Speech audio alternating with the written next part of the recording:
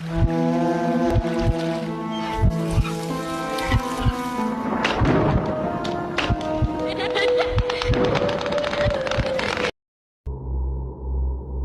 के 12 बजे वाले थे। कोलकाता के बाहरी इलाके में स्थित मालिकबाड़ी बस स्टॉप पूरी तरह सुनसान पड़ा था। आसमान में घने काले बादल छाए थे, हल्की बूंदाबांदी हो रही थी और ठंडी हवा के झोंके वातावरण को और डरावना बना रहे थे। हेलो दोस्तों, कहानी शुरू करने से पहले आपसे निवेदन है कि मेरे चैनल को सब्सक्राइब करना न भूलें। अगर मेरी वीडियो आपको अच्छी लगे तो वीडियो को कृपया लाइक करें और आप कहां से मेरी वीडियो देख रहे हैं कृपया कमेंट करके बताएं। धन्यवाद। बस स्टॉप की टूटी फूटी बेंच पर अमित बैठा था। उसकी आंखें सड़क पर जमी थीं, लेकिन चारों ओर बस वीरानी थी। दूर कहीं कुत्तों के भौंकने की आवाज आ रही थी और बीच बीच में बिजली चमकती तो पूरी सड़क कुछ सेकंड के लिए उजली हो जाती। अमित कोलकाता में एक निजी कंपनी में काम करता था। वह हर दिन देर रात ओवरटाइम के बाद घर लौटता था, लेकिन आज कुछ ज्यादा ही देर हो गई थी। आखिरी बस 11:45 पर निकल चुकी थी, लेकिन उसे अभी भी उम्मीद थी कि कोई न कोई सवारी मिल जाएगी। आज बुरी तरह फंस गया। अमित ने बड़बड़ाते हुए फोन निकाला, लेकिन नेटवर्क गायब था। उसने गहरी सांस ली और घड़ी देखी। 12:05 हो चुके थे।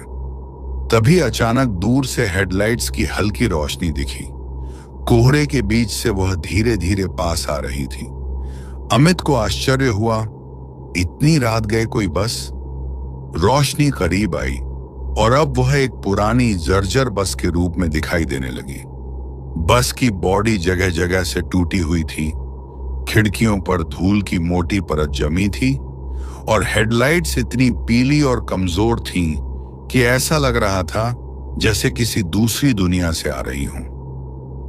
बस उसके सामने आकर धीमे धीमे रुकी। दरवाजा चरमराहट के साथ खुला। अंदर से हल्की नीली रोशनी आ रही थी और सीटें फटी पुरानी थीं। अमित को एक अजीब सा एहसास हुआ, लेकिन बारिश और ठंड से बचने के लिए उसने आगे कदम बढ़ाया। अंदर जाते ही एक ठंडी लहर उसके शरीर से गुजर गई। बस के अंदर गिनती के 4-5 यात्री बैठे थे, लेकिन वे जरा भी हिल नहीं रहे थे। उनके चेहरे धुंधली रोशनी में छिपे हुए थे। ऐसा लग रहा था मानो वे कोई मूर्तियां हों। अमित ने सीट पर बैठते हुए कंडक्टर की ओर देखा। वह एक बूढ़ा आदमी था जिसकी आंखें सफेद और निर्जीव थीं, जैसे किसी मरे हुए इंसान की हों। वह बिना बोले अमित की ओर हाथ बढ़ा रहा था, टिकट लेने के लिए।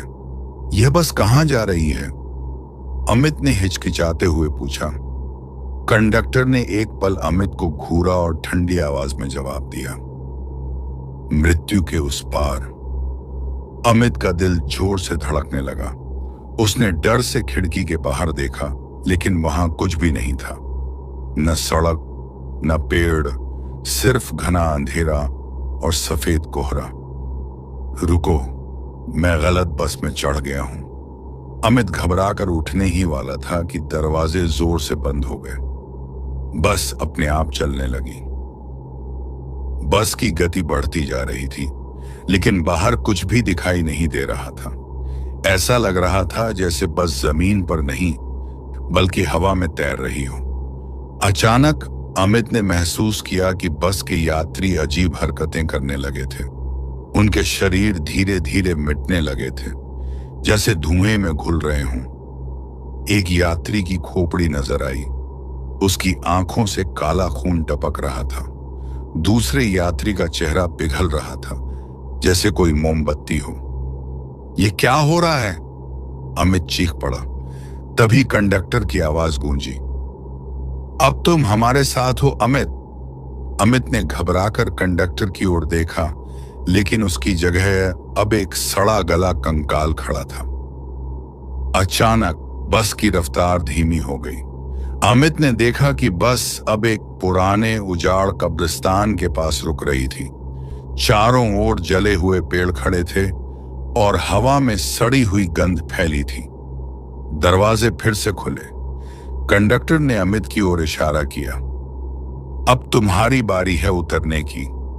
अमित ने भागने की कोशिश की, लेकिन उसकी टांगें काम नहीं कर रही थीं। उसने अपने शरीर को देखा, वह धीरे धीरे धुआं बन रहा था। नहीं, मुझे छोड़ दो, वह चीखा। तभी कब्रिस्तान में पड़ी एक पुरानी कब्र खुल गई। अंदर से एक कंकाल बाहर निकला और अमित की ओर बढ़ने लगा। सुबह जब स्थानीय लोग मालिक बाड़ी बस स्टॉप पहुंचे तो वहां किसी अमित का नामो निशान नहीं था।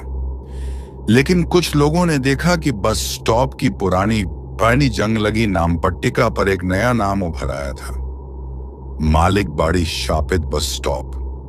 रात होते ही वही बस फिर लौटने वाली थी, किसी और को अपने साथ ले जाने के लिए, हमेशा के लिए। समाप्त, या शायद नहीं।